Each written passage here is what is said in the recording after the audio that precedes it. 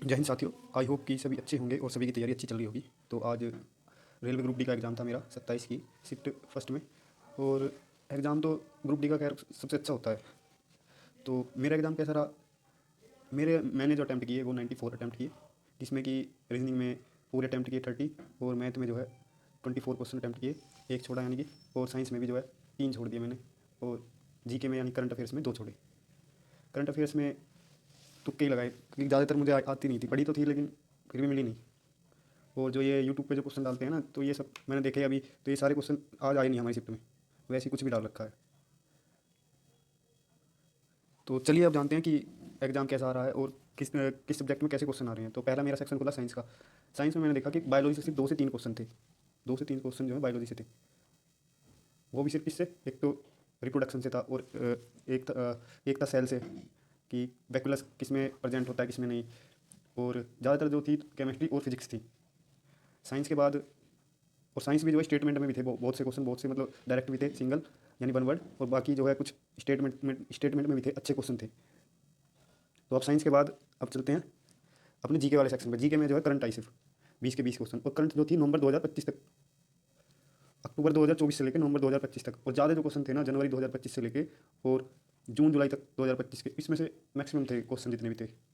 एक दो क्वेश्चन तो मुझे याद भी है, जैसे कि अभी जो है एटीपी का सबसे उम्रदराज खिलाड़ी कौन बना, एटीपी 1000 ऐसा कुछ करके था जीतने वाला, जिसमें था नोवाक जोकोविच, लेकिन मैं लगा के आया कुछ और, अभी आके देखा। एक था ह्यूमन डेवलपमेंट इंडेक्स में जो है भारत की रैंक क्या है 2025 में, ये भी मैं गलत कर आया। मैंने जीके में भी जो है 18 अटैम्प्ट कर दिए, यानी करंट अफेयर्स में तुक्के लगा दिए। अब पेपर तो शायद पता नहीं कैसा गया है, देखते हैं। अब जीके के बाद जो है रीजनिंग की बात करते हैं। रीजनिंग में जो है सभी जो है ज़्यादातर क्वेश्चन कर लेंगे। रीजनिंग में एक भी क्वेश्चन मेरा पजल से नहीं था इस शिफ्ट में, ना कोई घड़ी से क्वेश्चन था, ना ही कैलेंडर वगैरह कुछ नहीं था। सिर्फ जैसे रेलवे में आते हैं ना कि विषम संख्या बाएं से दाएं, ये वाले क्वेश्चन थे। एक रैंकिंग से था, वो भी बहुत आसान था। और 2 क्वेश्चन सिटिंग अरेंजमेंट से थे, 2 से 3 क्वेश्चन थे। और सिलोजिज्म से भी 2 क्वेश्चन थे। मैंने 30 अटैम्प्ट किए हैं रीजनिंग में, ज़्यादातर सही हैं वैसे, 30 के 30 देखते हैं। और अब बात करता हूँ मैथ की। मैथ में जो है सी आई से क्वेश्चन था एक, और एक क्वेश्चन जो है पार्टनरशिप से था, एज से भी था। और जो है 2 से 3 क्वेश्चन टाइम एंड वर्क से थे, 2-3 क्वेश्चन सिंप्लीफिकेशन के थे। और और जो है मेंसुरेशन से भी थे 2 से 3 क्वेश्चन। और एक पैरेललोग्राम का एरिया निकालना था, वो मैंने छोड़ दिया क्योंकि मुझे। और एक क्वेश्चन जो है ज्योमेट्री से था, एल्टीट्यूड निकालना था, जिसमें मैंने मैथ्स में जो है 34 अटैम्प्ट किए, शायद से मेरे 33 या 32 सही नंबर आ जाएँ। और अब चारों सब्जेक्ट की बात हो गई। अब मैं बताना चाह रहा हूँ कि जिनका आगे एग्जाम है आने वाली शिफ्ट में।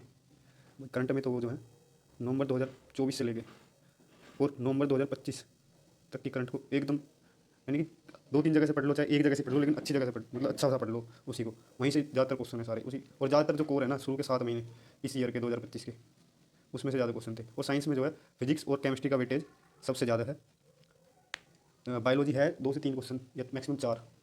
बाकी सारे जो है फिजिक्स और केमिस्ट्री। और फिजिक्स में जो है फिजिक्स में क्वेश्चन है मोशन से, और इलेक्ट्रिसिटी वाले चैप्टर से, और लेंथ से भी है।